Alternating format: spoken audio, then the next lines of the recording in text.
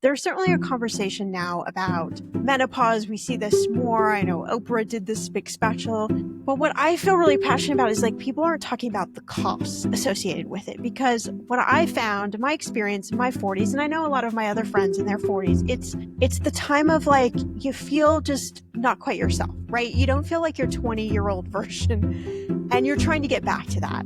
You know, everybody's selling us lotions, potions, and supplements, and acupuncture and massage, and you know, we got to go to the spa, and we got to do the sauna, and we got to do the cold plunge, and weighted vest, walk with a weighted vest. Yes, it's having a moment, right? And we've got to do all this. What happens for women is we spend a lot of money that we didn't plan for. Emotionally, practically, and we do this because we're like trying so hard to just feel normal. Welcome to Everyone's Talking Money, where we get brutally honest about money, mindset, and making life richer. Shannah, I'm so happy to have you back. Talk to me about heyshannah.com. It's not just money, it's your comeback. So tell me a little bit about what you've been working on, the messy middle, your cupcakes, everything, what you've been working on. How long do we have?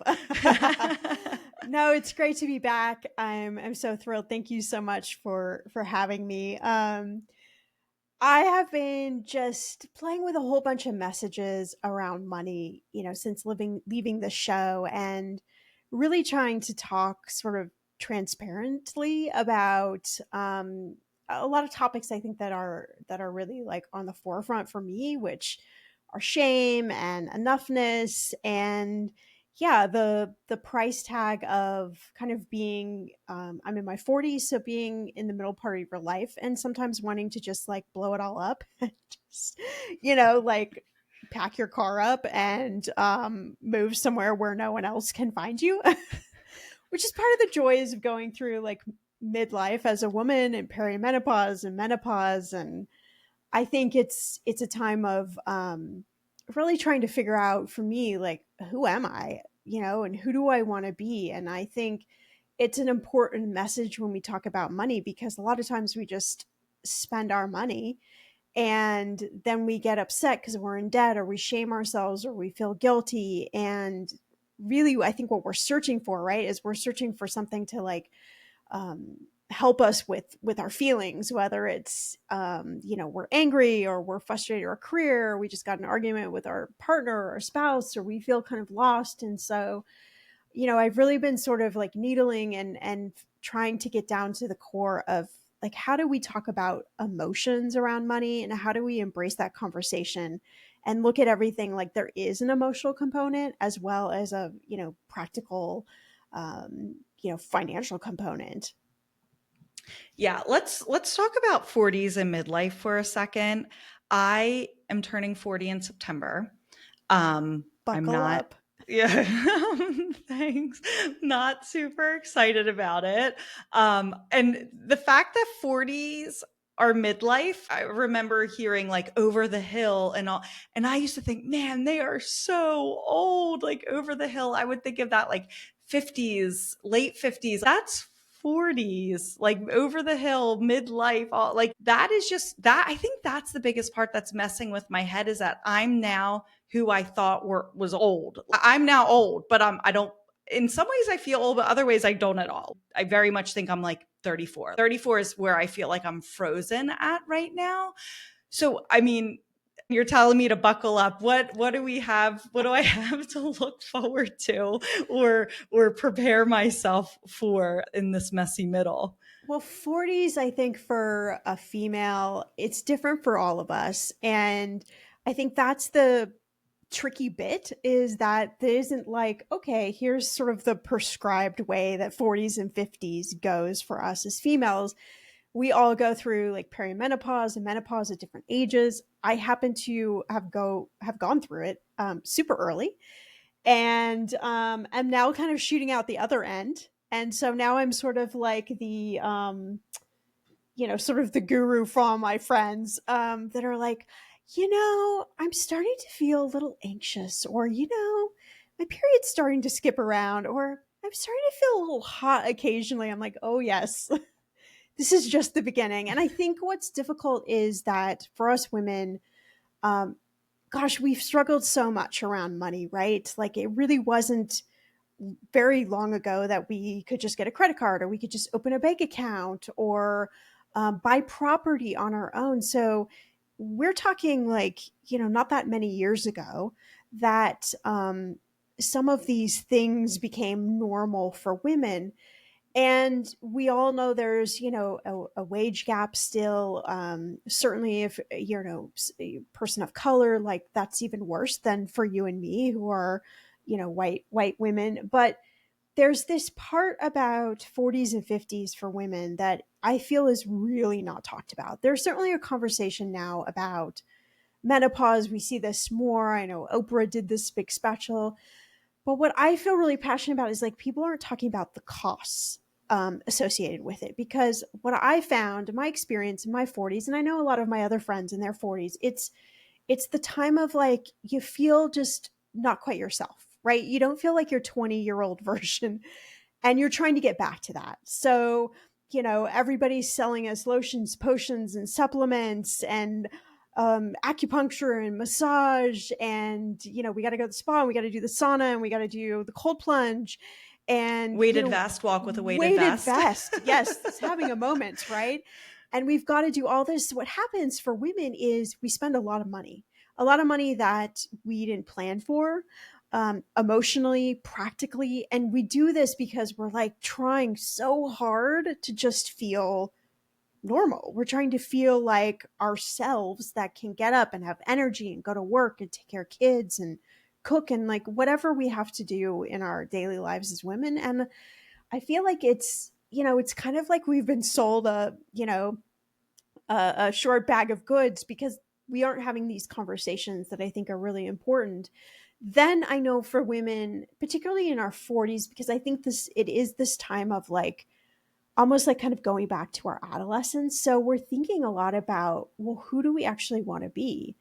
And who do you want to be? I don't have kids, but who do you want to be, when your kids grow up a little bit more? And what does that look like? And are you doing those things? And are you not doing those things? And that's layered with, for most of us women in our 40s, we go through some sort of,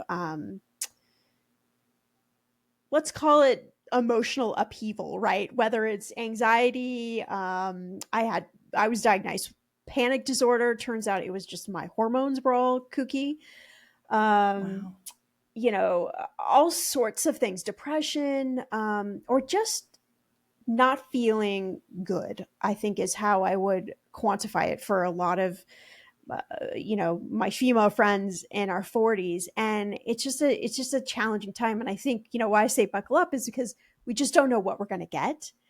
And so it's really difficult to plan for that. And I feel like we go to college, like we graduate, and it's like, okay, we get our job, and then we're supposed to start saving for retirement. Okay, great. But then we have this like mid time in our lives where nobody talks about this, but like we need a 40, 50-year-old version of ourselves, like savings fund that we can just go blow when we want to, like, forget it. It's like midday on a Monday, and I really feel like I need a giant pizza or like I need a massage today or whatever. And I think that it's important to bring this into conversation, into context, so that women don't feel shamed for using their money in this way. Yeah, I mean, therapy, going to therapy, paying that bill every week. I mean, that's substantial. All of this stuff really adds up, and it's all with the intention of making ourselves better, bettering ourselves. So it obviously is important, but then it also can also feel a little bit frivolous at the same time, because it's like, do you really need that massage? Well, yeah, I do. I just started going to a new chiropractor. I've been doing chiropractic on and off for many years, but I just started going to a new one. And he's like, massage is so important. Like, and he's like, you need one at least once a month. And I'm like, whoa, once a month? Like, that's crazy. But it's like, look at your x-rays, look at this, look at your neck, you already have degenerative disc. Like he's saying all these things like this can help that. Like, do you want to be the hunched over lady on the walker? No, obviously I do not. He's like, so this is quality of life stuff that you need to do. And I think it feels frivolous because no one's talked about this before. A lot of this stuff is new as we learn more things or become more accepting of our lives are changing and we are living longer. We want to have this quality of life. And also we may have a little bit extra money to dedicate to the quality of life thing. So I do think it's so important for us to take a step back and go, we've taken care of other people. Like we take care of our spouses or partners. We've taken care of our children. Now we need to take care of ourselves. And self-care is not like taking a bubble bath. Like it is going to the chiropractor. It is going to therapy. It is walking with your weighted vest. That's self-care. That's how you're going to take care of yourself, not going grocery shopping by yourself, which I think society has kind of taught us that that's our alone time. That's our special time. And I think what's really important too, like what you're saying, is find the things that feel good to you, right? So for you, it's like going to the chiropractor and getting massage, and those things make you feel like, okay, you can function on a daily basis. Like they're necessities to me, just as much as like paying your car payment and your mortgage payment. And so I think, it's really important that we start like tearing down this narrative of shame around spending these for these sorts of expenses. These are things that likely our partners or male spouses, they're not going to experience. Like they don't go through this seriously, like going back to puberty. Everything doesn't work the way it used to time in their lives. And that's not to knock men down, because certainly I know they have their own sorts of things, but largely science has come along and said, hey, we'll help you out, guys. Like, you can't perform in the bedroom. Great. We'll give you a pill for that. Right. And so they have all these nice little fixes and we don't. And, if we look at like, I was doing some research for an article on my Substack the other day about the price of supplements. And I don't know about you, but I take supplements, nothing really crazy like vitamin D and magnesium and different things like that. But the amount of money that we spend, women in our 40s and 50s, on supplements trying to feel normal. And if you just look on social media, I mean, we're constantly being marketed by these things, let alone like the GLP-1s and all of this. It's expensive. And the problem is that a lot of this is, or most of it is unregulated. So we don't know what to buy. So we buy this one and that one and this one. And then our friend talked about this one and that one. And like, before we know it, we've spent like $300 to $500 a month just trying to buy supplements. And I'm not knocking supplements. Supplements are great. They've helped me a lot. But, I think that there's a way we could bring in like not feeling shame for that, but also some intention around like, okay, let's figure out like what our body really needs. And, maybe we try one or two things, but like we bring a little bit more intention to our spending around these things, and also incorporate them on our budgets or spending plans so that it isn't something that, just kind of comes out of left field. I was watching a reel the other day, and I hope I describe it accurately, but it was this doctor who for women, and she was, I think, testifying in front of Congress or FDA. She was speaking to the people that help make these decisions for what's covered, what isn't, and it was the impact of testosterone, women taking testosterone, and how that's not covered by insurance, but so many doctors prescribe it, and it is like not the magic pill, but for lack of a better word, like the magic pill for many women to help. It was for me. To help alleviate a lot of these issues, but insurance denies it. And it's like, the studies are there, the research is there. If men need it, yep, sure, go right ahead and take it. But if women need it, it's like, and that also feels odd that it's like, well, my insurance isn't approved. So does that mean it's the right thing for me? If insurance is denying it, am I doing something that's risky or questionable? There's advances, but like the industries, insurance aren't keeping up with it. So it's punishing us doubly by we're paying more for out of pocket, where if my husband needed to be prescribed it, he'd get it no problem, but I don't get it. I can't get it covered. So it's just like that's also working against us as well. Yeah, and I'll be very transparent. I have really good insurance. I'm on hormone replacement therapy, HRT, and I take progesterone and testosterone. Testosterone was the silver bullet for me. I would have to have like a nap.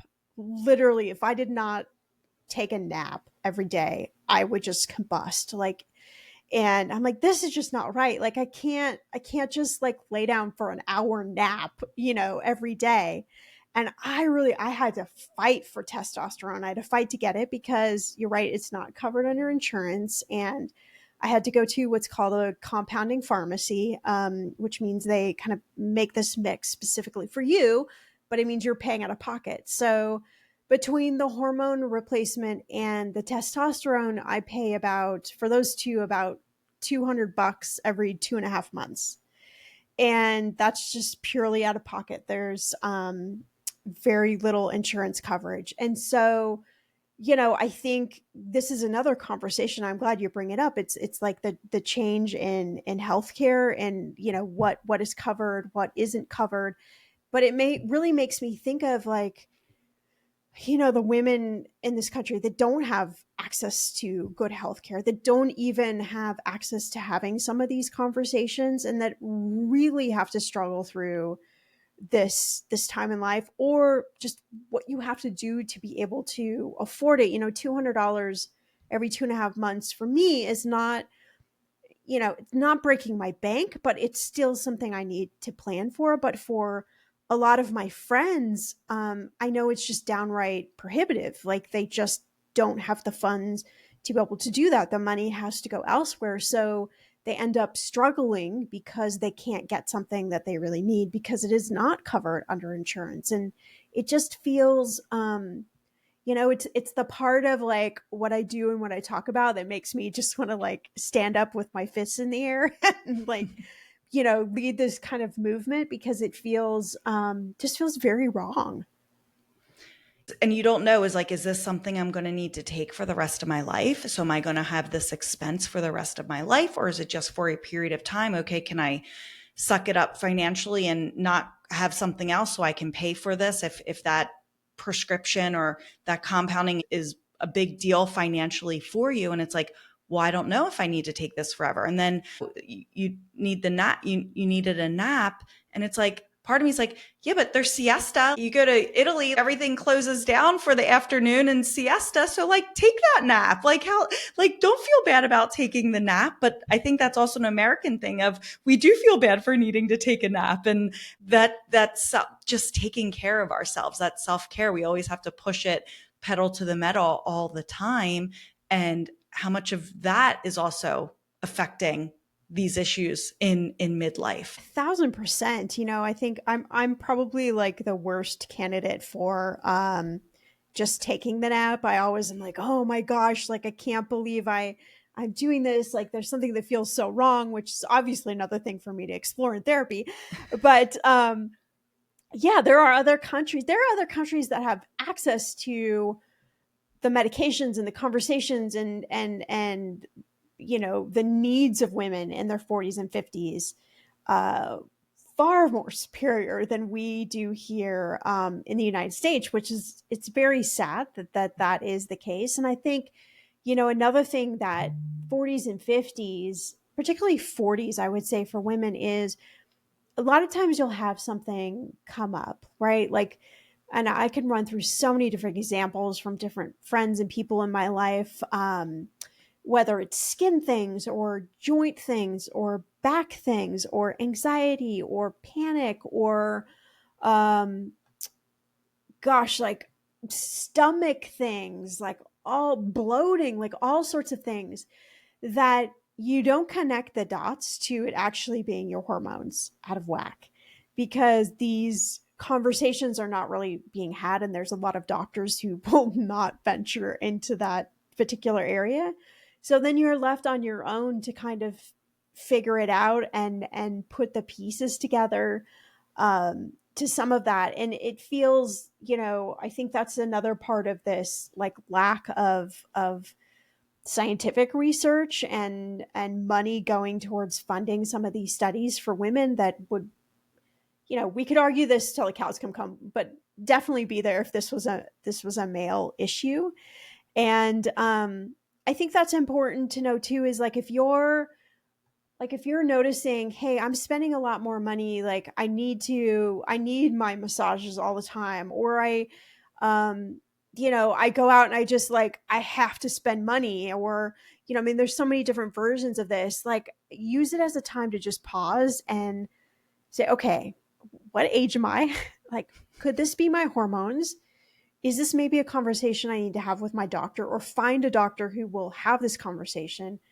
I had to push to get my hormones tested, to have a blood test, and all of my friends have had to push to have a blood test, to have the information that then you can make an educated kind of decision around. But I think it's very important, because a lot of times you're doing behaviors and they're showing themselves around money, right? Even if it's like you're, arguing with your partner all the time about money, or you're stress eating, or yeah, you just want to, like, up and quit your job. I want you to just pause and, like, take a look at your hormones if you can, specifically if you're in your 40s and 50s, um, because there's a lot that can be altered, or a lot that could be helpful for you, so that you start to feel more like yourself again. And you would be surprised at how that ripples into your spending. Totally. A lot of this stuff that we're talking about can be paid for utilizing an FSA, a flexible spending account, or an HSA, a healthcare spending account. So don't forget about those. If you have them through your insurance, you can use that money for a lot of these things that we're talking about. Just confirm it. And you can find lists everywhere if you Google it. It is still your money that you're spending, but at least it's treated better tax wise for you. It reduces your taxable income. FSAs, you have to use it or lose it in that year. HSAs, it's an investment. So it's like a Roth IRA for healthcare expenses. So don't forget about that. It is still your money, but at least it's getting a better tax treatment. I'll have my expenses. I forget, hey, I could use my HSA for this. So we're just throwing some expert advice out there that you can use your FSAs or HSAs for a lot of this. And I think also build it into your budget. Like you said, build it in, because it is needed. And we're starting to talk about a lot of this stuff more now, because we're becoming more open. Talking about money was taboo. We do this all day, every day now. So yay for us, and everyone's listening, and hopefully having more money conversations. But I think, like, hormones was, you never talked about hormones. Whoever mentioned hormones, now that's becoming not as taboo. So we need to talk about these things and how it's affecting us, because we're not alone. You say to your friend, like, hey, how are you? Well, I've been feeling really crazy, and it turns out my hormones were out of whack. Really? Yeah, why don't you check out yours? That's all it takes, is to just become more aware and having someone else to talk to and being open and vulnerable. And it doesn't make you a bad person or less of a person or less than, or it just, you're human, and this is natural, and we don't have any control over this stuff that's happening to us. It's such a great point.